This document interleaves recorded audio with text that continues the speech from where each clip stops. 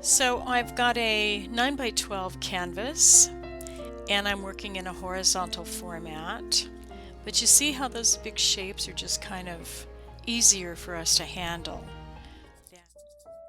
Okay, have fun with that green. Green on top of purple. What could be better, right? A little yellow oxide.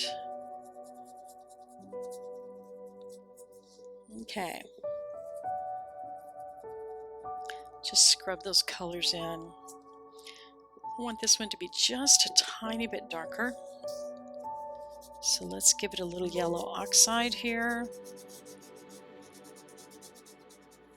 Just gonna tap tiny little guys here, make them real small with the tip of my brush.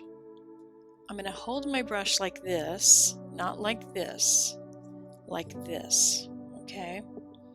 And I'm gonna just come here and I'm gonna make one brush stroke like this, like that.